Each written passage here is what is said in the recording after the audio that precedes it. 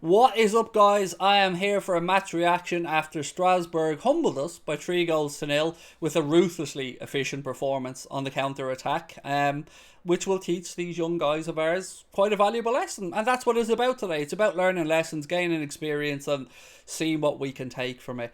As always, want to thank you guys for your continued support of the channel. Do drop a like on the video for me. I know it's not the result we wanted, but I will give you my thoughts on it, and hopefully try and put a somewhat of a positive spin on it. And as always, if you haven't subscribed to Anfield Agenda, please do. The link to our Twitch channel where you'll catch all of our live content this season is in the description below. So look, what can we take from this game? Well, let's work from back to front and see if we can figure it out. I still don't know what to make of Davies in goal, by the way. And by that I mean, I don't think he could have done much with those 3 goals today. And I feel a bit bad for him because he was let down a little bit by his defenders today, if I'm being really honest. There's one of the goals I thought maybe he could have done a bit better with, but again, I'm sure that the guy has a lot of learning ahead of him, and he's working with some excellent goalkeepers at the club. You know, he's got Allison, he's got Taffarel, he's got Queevin Kelleher, John Achterberg there coaching as well, and I'm sure that, you know, he'll be fine. So moving ahead to the fullbacks, which is the area where I'm not going to say be the most critical today, but let me speak about Mabaya first. So I know Mabaya has been somebody who a lot of people have rightly pointed out a lot of his positive attributes in pre-season. Now that's great, and we should be looking at the positives. But I'm here to talk about what he needs to improve on. And today, he was caught in possession or dwindling or dawdling in possession. And it's not the first, second or third time I've brought this up in pre-season. And look, I'm not here to slate the kids. These games are all about learning. Mistakes will be made, and that is absolutely fine. Want to point that out, make it really clear. But I'm also here to try and say what I'd like to see him do differently. And that is quite simply just be more aware when in possession.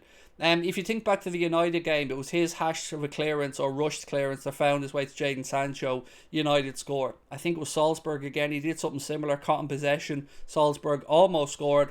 And today against Strasbourg, he was just waiting too long again, and before we knew it, a Strasbourg player was on top of him, picked his pocket, ball was passed, the keeper, and there was nothing we could do about it. We were 1-0 down. Then we switched it across to the left side, and on Mabaya, he did some good stuff going forward today. There was one time, obviously a bit of adrenaline must have been rushing through the body, and his cross shot over the keeper's crossbar, but he did play a couple of decent balls across the front of the 6-yard box where he was unlucky that we just didn't have a runner there.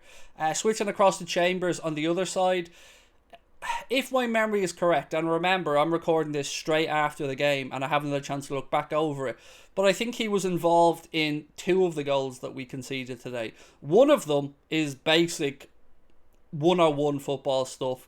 You've all been told this when you were playing growing up. Don't pass the ball if you're a defender back across your own goal. Maybe when you get to professional level, maybe the rules change a bit because you are looking to play a bit more intricately at times and pass out from the back, but he gave the ball away blatantly and we conceded from it by passing it back across his goal. There was another part though where I think he was caught on attack high up the pitch with a loose header looking for maybe James Milner. I think the ball was a bit behind Milner if my memory is correct. Milner then fell the player, ref played advantage, and Strasbourg went and scored. So these are harsh learning experiences for the young lads, but as I said at the very start of the video, that's what today is all about. So I'm not knocking them. I just hope and I'm sure that they will learn from these and move forward. Don't know what that is. Looking at the centre backs, look, I don't know really what to say. Canade, Gomez, we know what attributes they have. There were some people in our chat that felt like they should have helped the lads out a bit more. I don't know about that. I don't really know what more they could have done today to help the fullbacks out. I'm sure they would have been talking them through the game and, you know, trying to help them as much as they can, but I don't really feel there's much they could have done to stop those 2 goals, or the 3 goals, excuse me. Moving into midfield, this is where it gets a bit more positive for me. Bjaticic, and again, excuse my pronunciation, 17 years of age, an incredibly gifted footballer, and undoubtedly has a bright future ahead of him. For me, the breakout star of pre-season this season, and I'm glad Kloppo brought him with him as a travelling party and used them throughout pre-season, because we've yet again seen why we've got such a good academy and why we've got such a good conveyor belt of young talent coming through. He looks the real deal. 17 years of age, extremely accomplished footballer. So yeah, bright times ahead for him. Tyler Morton, I've yet to watch a game that Tyler Morton has played in that I haven't been impressed. Will he go to Blackburn? Look, maybe the Alex Oxlade-Chamberlain injury will put the kibosh on that loan. I don't know. It's on hold as things stand. But even if he doesn't go to Blackburn, I feel he's at a level where Klopp will feel he can certainly use him in the domestic cups and stuff like that. Maybe a few appearances off the bench. He looks very, very good. In the 6 and in the 8. Very talented footballer. Very silky. In the second half in particular, I felt like he really imposed himself on the game more. You could see his range of long passing and his good vision as well with the shorter passes. So very impressed with him. Jimmy Milner is Jimmy Milner. You're going to get 100% effort every game. And there isn't a blade of grass on the pitch that James Milner will not cover. And he pops up everywhere. So look, James Milner, even at the age that he is, just phenomenal, the level of fitness that he has. And I'm loving the beard. I'm all for the beard. But he was getting nothing from the ref today. Every time Jimmy went to ground, the ref wasn't giving him anything. So, not moaning about that. I just noticed it. That's the only reason I'm bringing it up. If we move towards the attacking side of things, with both Elio, there you go. Elliot and Carvalho in my head becomes Elio. With Elliot and Carvalho, I have the same feeling for both of them, is that I think they're both more effective a little bit deeper. So we've seen Carvalho through the centre today and Elliot on the right side of the attack. I have a feeling that when they actually get to break through properly in the first team and get more minutes, we'll see Elliot used more on the right side of midfield. And Carvalho, I think, even though Klopp says we'll use him as an attacking option this season, for me, when he picks the ball up on the left side of midfield, he's more effective. He's able to impact the game more. And again, Elliot, I think I've said again about 500 times in this video, by the way, so apologies. Elliot, to me, I thought just looked like he was making stuff or forcing stuff to happen, trying to take the responsibility on his shoulders, which is understandable because in a very inexperienced team, he's one of the more experienced players. So he kind of had a touch of the Curtis Jones vibes about him today. Maybe a little bit too much out of the ball at times and trying to take a little bit too much responsibility. Again, something that with experience and coaching, I'm sure will go out of his game at some point. Who else have we got? Frauendorf. As I said, find it very hard to give Frauendorf a rating or...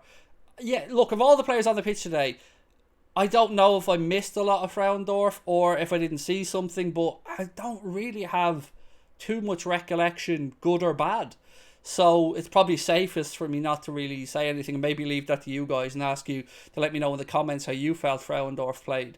And then looking at the substitutes, nice to see Nat Phillips get some minutes. We looked more solid actually when Nat came on to partner Canade, who eventually went off, and hopefully we'll get an update from Klopp. Hopefully there's nothing to worry about there with Sepp van den Berg came on. But when Gomez shifted to the right and we had Gomez, Nat Phillips and Canade, I thought we definitely looked more steady at the back. Musialowski, was so delighted to see him get some minutes. I think he's had an injury ravaged season, which means he's playing catch up a bit, but you can see the talent he has. One little move in particular on the left hand side kind of made the hairs on the back of my neck stand up with the silkiness of it. So defo keep an eye on Mateusz Musialowski. You know, he's called the Polish Messi for a reason. Bobby Clark, very impressed with Bobby Clark when he came on as well. I thought he put in a good shift. And most importantly, what I want to point out today is even though the lads went in at half-time 3-0 down, didn't let their heads drop. They came out and they kept plugging away. They kept trying to do the right things. And that's what pre-season's about. That's what these type of games are about. So yeah, the result didn't go in our favour. And I'm sure Klopp will... what was it? Will he rue that friendly? I don't know. I honestly don't know. Strasbourg were impressive, by the way.